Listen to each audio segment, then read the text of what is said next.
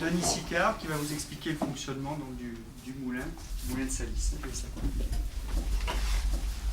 Donc vous allez aller bientôt sur le moulin et aujourd'hui on vous présente la maquette du moulin pour savoir un peu qu'est-ce que vous allez voir demain.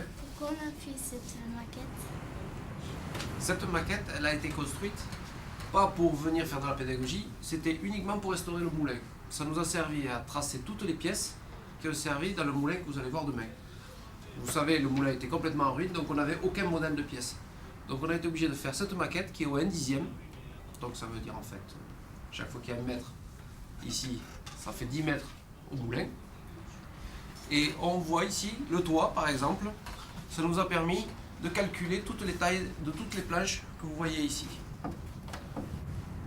Donc vous avez les ailes qui sont ici. Quand il y aura le vent qui va venir de face, ça va faire tourner les ailes.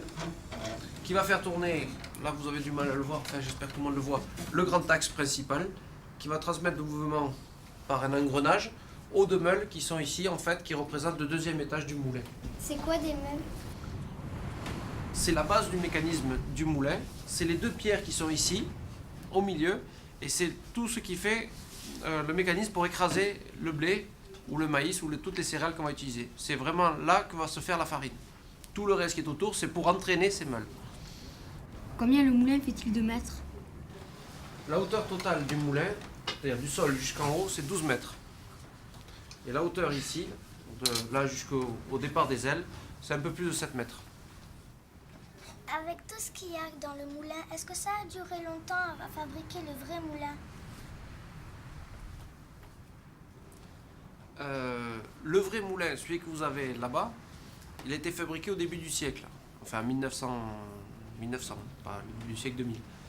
Nous, quand on l'a trouvé en ruine, et de le remettre dans l'état où vous allez le voir, il nous a fallu 3 ans. On le fait toujours fonctionner, le moulin de Salis? On le fait toujours fonctionner uniquement pour les visites. On a restauré ce moulin à un seul but pédagogique. Donc quand quelqu'un vient au moulin, on le fait tourner, on fait de la farine. Mais on n'est absolument pas un moulin qui fait de la production de farine.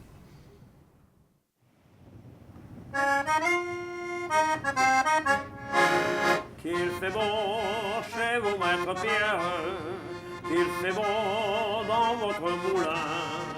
Le froment vole dans la lumière, et partout ça sent le bon grain. J'avais 12 ans et j'étais haut comme 3 pommes, quand me voyant vous me disiez mon ton bonhomme. Voyez-moi ce sacré petit drôle, le métier lui semble à son goût. Prends son sac, mets-le sur l'épaule, maître Pierre, qu'il se monte chez vous. Je suis né évidemment à Ciel-10. Je suis le petit-fils de Bélard, grand-père maternel, qui lui m'avait initié souvent aux manœuvres de ce moulin. J'ai fait fonctionner pendant la guerre, on fait ce qu'on appelle la grande guerre, parce qu'à ce moment-là, il n'y avait pas beaucoup de moulins et on avait quand même certaines restrictions et les gens étaient contents de pouvoir moudre le grain. J'étais content d'aider mon grand-père. C'est d'ailleurs moi qui montais les toiles aux ailes et quand le vent soufflait, il fallait en profiter. Parce que souvent, il restait 8-10 jours sans souffler. Ou s'il ne soufflait pas dans une force assez puissante, on ne pouvait pas faire tourner le moulin. D'ailleurs, mon grand-père rêvait d'un moulin à eau parce qu'il lui semblait qu'il y avait un moulin à eau et on n'arrêtait jamais, quoi. Mais enfin, on a continué avec le moulin avant. Il fallait choisir ses grains. Il aimait les maïs. À ce moment-là, on faisait des maïs très larges, des gros maïs. Et les gens donnaient beaucoup de farine de maïs aux animaux, surtout aux petites volailles, quoi. Et le blé, on le faisait surtout quand la meule commençait à être usée. On faisait un peu de blé, évidemment. C'était pas tellement conseillé, mais pendant la guerre, il fallait bien manger quelque chose. Puis alors après, on est passé au système brailleur. Alors là, on avait un brailleur au village, là-bas, à côté sur la faire de commerce. Et le moulin, on l'a un peu délaissé. Et quand les ailes sont tombées, évidemment, ça ne m'a pas fait trop plaisir. Et à partir de ce moment-là, j'ai pas eu cet amour de pouvoir essayer de remettre ça, et puis il fallait des moyens financiers, et on ne les a pas toujours quand il faut. En fait, c'est bien. Je suis bien content quand même qu'on ait pu réhabiliter ce moulin. Ça fait plaisir. Je pense que M. Sicard, quand même, a été à la hauteur de la tâche, là. Il a fallu s'en occuper sérieusement. Les gens ont suivi. Tant mieux. Tant mieux pour le moulin. Bonjour à tous. Nous sommes là devant le moulin de Senlis, et tant qu'on est dehors, je vais vous expliquer le principe de fonctionnement à l'extérieur du moulin. Alors aujourd'hui, vous voyez, on a de la chance parce qu'on a pas mal de vent, et sûrement on le verra tourner. Donc pour commencer, je vous explique ce qu'on fait, la manœuvre à l'extérieur. Vous avez sûrement vu la maquette tout à l'heure, donc vous avez compris le fonctionnement. Vous savez déjà à quoi ça sert, le moulin. Donc ça va être facile pour vous. La première chose, quand on doit travailler au moulin, c'est d'abord savoir connaître le vent. D'abord savoir d'où il vient. Alors il y a plusieurs méthodes pour le faire. Par exemple, alors si vous connaissez des systèmes, vous pouvez les citer. Comment on fait à ton avis? On suce le doigt, on le lève, et le côté le plus froid, c'est le côté d'où vient le vent. Il y a d'autres méthodes aussi, avec ses yeux, en regardant par exemple. Aussi à l'herbe aussi, quand on arrache. Alors, on prend un brin d'herbe, on le jette et on voit le côté où le brin part. Donc on connaît la direction du vent, autrement sinon peut-être. On regarde les arbres. On regarde les arbres, les cheveux, etc. Ça c'est pour les yeux. Il y a une méthode avec les oreilles, est-ce que vous la connaissez? Non. Les oreilles, elles sifflent. Alors on va bien écouter le vent. Et au bout d'un moment, on va avoir les deux oreilles qui sifflent de la même façon. Alors là, on aura le nez pile face au vent. Et sinon, tout en haut du moulin, vous avez vu la girouette, très bien. La girouette, l'important, c'est pas la forme qu'elle a. Là, c'est un coq, mais ça pourrait très bien être un drapeau. Parce qu'il y a une flèche. Et la flèche, elle va montrer la direction d'où vient le vent. On va mettre les ailes du moulin bien face au vent, sinon elles ne peuvent pas tourner. Alors pour ça, on fait tourner le toit. Le toit, il tourne sur lui-même, comme un chapeau sur une tête. Ça fait que les hélices, je peux les mettre ici ou ici, selon la direction du vent. Il va falloir tirer très fort parce qu'on a quand même 10 tonnes de bois à bouger là-haut.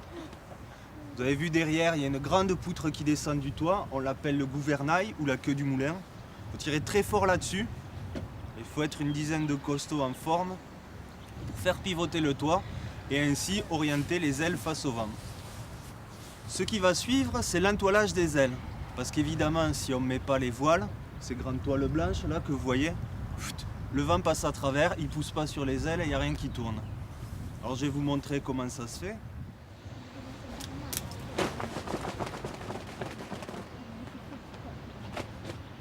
Ensuite, on les étend bien pour qu'elles couvrent le maximum de surface.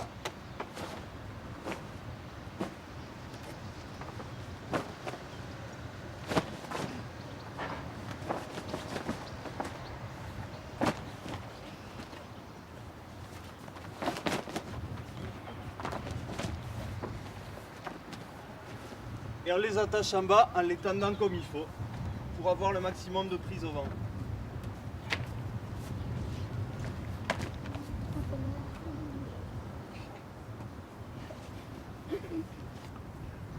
On essaie de voir si ça fonctionne.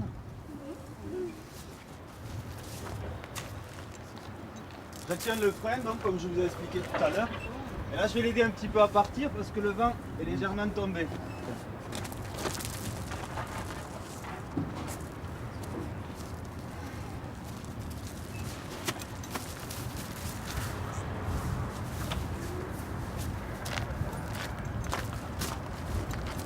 Allez, c'est parti. Allez, aidez-moi à souffler un petit peu. Allez, ça marche. Plus. Allez, on souffle, on souffle.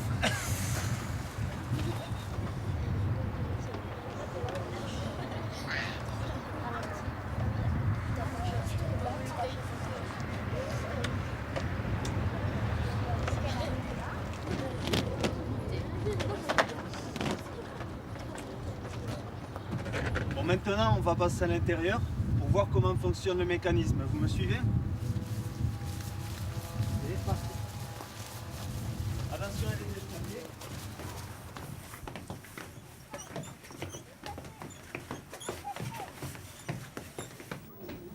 Alors, on arrive ici dans la salle des meules. C'est la salle la plus importante, c'est là où tout va se passer, où on va pouvoir fabriquer de la farine. Alors je vous ai expliqué dehors qu'on avait orienté le moulin face au vent. On a entoilé, comme vous l'avez vu. Et maintenant, on va faire fonctionner le mécanisme à l'intérieur. Alors ici, je peux actionner le frein. On va lâcher le frein, la grande bande de bois blanc qui enserre la roue. Et là, en fait, je vais soulever légèrement la meule pour pouvoir lancer le mécanisme. Alors, dès que le vent va souffler suffisamment fort, vous allez voir, ça va partir et tout le mécanisme va s'enclencher. Les ailes, en tournant, vont faire pivoter sur lui-même le grand axe, entraîner le grand rouet, cette grande roue dentée, dont les dents vont s'engrainer sur les barreaux de la lanterne, cette roue plus petite, et donc, ce système d'engrenage va entraîner la meule tournante. C'est la grosse pierre qui est dans ce coffre. Cette meule tournante, elle tourne juste au-dessus de la meule dormante. C'est la même pierre qui, elle, est fixe. Alors le grain, en tombant au milieu, va faire la farine qui sortira dans la huche à farine. Alors le grain, je vais le mettre ici. Et il va descendre grâce à un procédé quasiment automatique.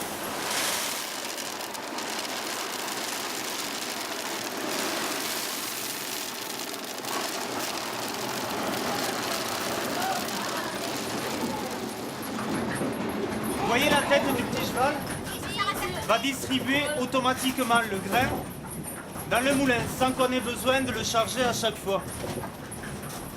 Alors ça donne aussi le rythme du moulin. On entend le cheval qui trottine. Dès qu'il commence à accélérer de trop, dès qu'on l'entend galoper, c'est que le moulin va trop vite et est en train de s'emballer. Alors à ce moment-là, il faut vite revenir pour freiner l'ensemble de ce mécanisme. Et là, on ne va pas utiliser le frein parce qu'il ne sert qu'à bloquer. Mais on va utiliser ce levier qui permet de rapprocher et d'écarter les meules. En rapprochant les meules, comme vous voyez là, je les ai rapprochées, on peut les freiner et ainsi ralentir le moulin doucement. Mais non, regarde. Mais attends, mais si, ça va, tu vas toucher la meule. Mais non, je touche pas la meule. Comment tu peux pas la toucher là, la meule? Oui, Doudou, elle est plus ferme. Elle est plus dure et hop, plus ferme. Neige. Vas-y.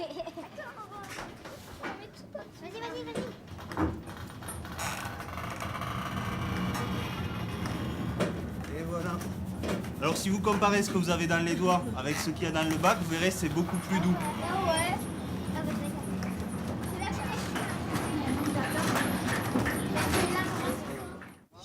Alors je vous présente au niveau de la charpente. Vous voyez ici vous avez comme une photo si vous voulez d'une maison carrée. Et pour arriver à la réaliser, le charpentier il est obligé de faire des tracés. Alors les tracés sont assez complexes. Vous en avez ici qui sont un peu plus simples, vous voyez, des petites fermes, et de plus en plus compliquées. Et pour ça, il faut apprendre bien sûr la géométrie. Ici, vous avez le marquage. Vous voyez, toutes les marques qui servent à repérer toutes les pièces de la charpente pour pouvoir les tailler et après faire le levage et la mettre en place. C'est pas difficile à faire. C'est pas difficile quand on sait le faire. Voilà. Donc on va voir maintenant, si vous voulez, les outils qui servent à tracer. Alors qu'est-ce que vous voyez en premier qu'on va utiliser? On peut utiliser le mètre, le double mètre. Le compas également. Mais comment vous faites pour tracer s'il n'y a pas de crayon? Mais non, mais C'est la pointe sèche du compas qui marque sur le bois. Voilà, Et il y a des compas aussi avec le crayon. sur le bois, sur le